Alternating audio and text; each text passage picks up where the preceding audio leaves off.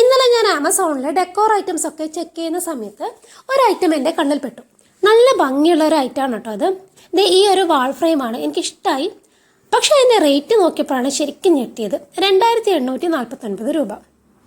എന്നാൽ പിന്നെ ഇത് നമുക്ക് സീറോ കോസ്റ്റിൽ എങ്ങനെ ഉണ്ടാക്കാം എന്നതായി അടുത്ത ചിന്ത. അപ്പോൾ അത് തന്നെ ആവാം ഇന്നത്തെ ക്രാഫ്റ്റ്. അപ്പം ഈ ഒരു ഇത്രയും വില വരുന്ന ഒരു ഐറ്റം നമുക്ക് ഉണ്ടാക്കി നോക്കിയാലോ?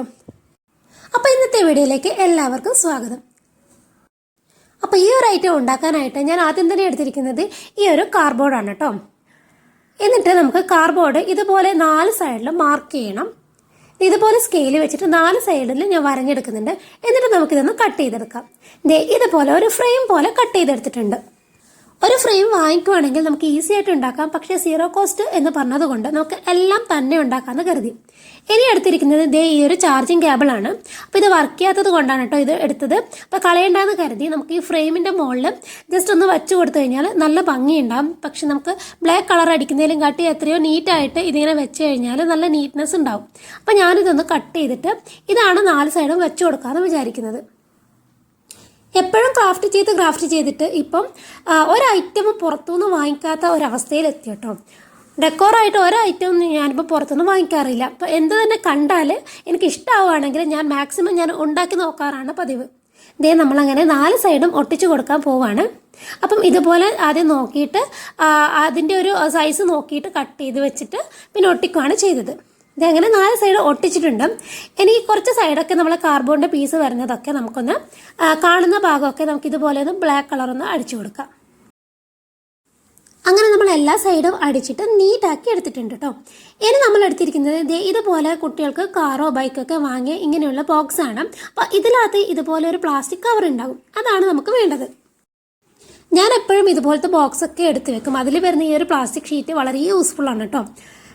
ഇനി നമ്മൾ നേരത്തെ കണ്ട ആ ഒരു വാൾ ഡെക്കറിൻ്റെ ആ ഒരു ലീഫാണ് നമ്മൾ ഇതിൽ വരഞ്ഞെടുക്കാൻ വേണ്ടി പോകുന്നത്. അപ്പോൾ പെർമനൻറ്റ് മാർക്കർ വെച്ചിട്ട് ഇതിൻ്റെ മുകളിൽ നമുക്ക് വേണ്ടുന്ന ഷേപ്പ് വരഞ്ഞെടുക്കുകയാണ് ചെയ്യുന്നത്. ഇതുപോലെ. അടുത്ത പണിയൊക്കെ വളരെ സിമ്പിളാണ്. ഇനി നമ്മൾ ചെയ്യേണ്ടത് നമ്മുടെ ഗ്ലൂ ഗൺ എടുക്കാം. ഇതേ ഷേപ്പിൽ അതിൻ്റെ മുകളിൽ കൂടെ ഒന്ന് ഗ്ലൂ ചെയ്യാം. ഇതുപോലെ നമ്മുടെ കൈയൊക്കെ ഇങ്ങനെ വിറക്കും കേട്ടോ. ഇതിങ്ങനെ ചെയ്യുന്ന സമയത്ത് ശരിക്കും നമ്മൾ വരഞ്ഞ ആ ഒരു രീതിക്ക് നമുക്ക് കിട്ടാൻ ഭയങ്കര പ്രയാസമാണ്. നമ്മൾ എത്രത്തോളം കോൺസെൻട്രേറ്റ് ചെയ്യുന്നു അത്രത്തോളം നമ്മളെ കൈ ഇങ്ങനെ ഷിവർ ചെയ്തുകൊണ്ടേ ഇരിക്കും. അങ്ങനെ ഞാൻ ഒരു വിധത്തിൽ ആ ഒരു ലീഫ് സെറ്റാക്കി എടുത്തിട്ടുണ്ട്. ഇനി നമുക്ക് വേണ്ടുന്ന കളർ എന്താണോ അത് ഇതിൻ്റെ മുകളിൽ അപ്ലൈ ചെയ്ത് കൊടുക്കണം. അപ്പോൾ എനിക്ക് വേണ്ടുന്നത് ഒരു വൈറ്റ് ആൻഡ് ബ്ലാക്ക് കോമ്പിനേഷനാണ്. നമ്മൾ പിക്ചറിൽ കണ്ടത് ഒരു ഗോൾഡും ബ്ലാക്കും ആണ്. പക്ഷേ എനിക്ക് വൈറ്റ് ആൻഡ് ബ്ലാക്ക് ആയിരുന്നു വേണ്ടത്. അപ്പം ഞാൻ അതുപോലെ തന്നെ ചെയ്തെടുക്കുന്നുണ്ട്. നമ്മൾ ഗ്ലൂ അപ്ലൈ ചെയ്ത ആ ഒരു പോർഷനിലാണ് പെയിൻറ്റ് അടിച്ചു കൊടുക്കേണ്ടത്. അല്ലാതെ ആ ഒരു ഷീറ്റിൻ്റെ മുകളിലേക്ക് പെയിൻറ്റ് ചെയ്യേണ്ട ആവശ്യമില്ല. ഞാനിപ്പോൾ ചെയ്യുന്നത് എങ്ങനെയാണോ അതുപോലെയാണ് ചെയ്ത് കൊടുക്കേണ്ടത്. അങ്ങനെ നമ്മൾ കംപ്ലീറ്റ് ആയിട്ട് ചെയ്ത് കൊടുത്തിട്ടുണ്ട്. ഒരു 2 വൈറ്റും 3 ബ്ലാക്കും ഒക്കെയാണ് ഇപ്പോൾ ചെയ്തത്. ഇനി നമുക്ക് ഓരോന്നായിട്ട് ഓരോ ലീഫായിട്ട് നല്ല രീതിയിൽ കട്ട് ചെയ്തെടുക്കാം.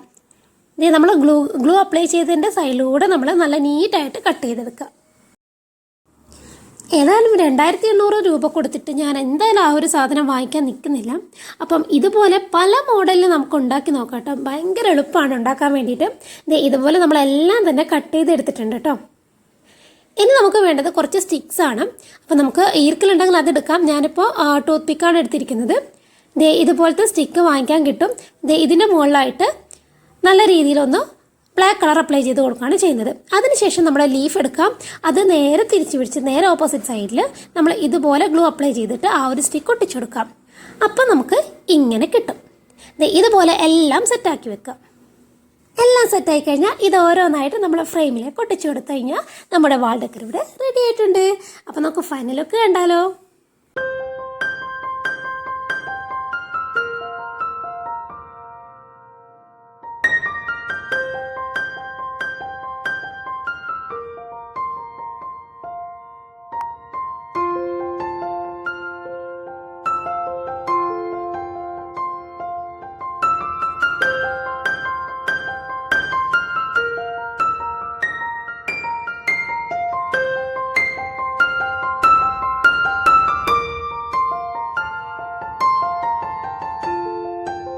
ഈ ഒരു വാൾ ഫ്രെയിം എല്ലാവർക്കും ഇഷ്ടമായെന്ന് കരുതുന്നു. എന്തായാലും നിങ്ങളുടെ അഭിപ്രായം കമൻറ്റ് ചെയ്യണം കേട്ടോ. അപ്പോൾ ഇതുപോലുള്ള കുഞ്ഞു ക്രാഫ്റ്റുമായിട്ട് നമുക്ക് വീണ്ടും കാണാം. അതുവരെ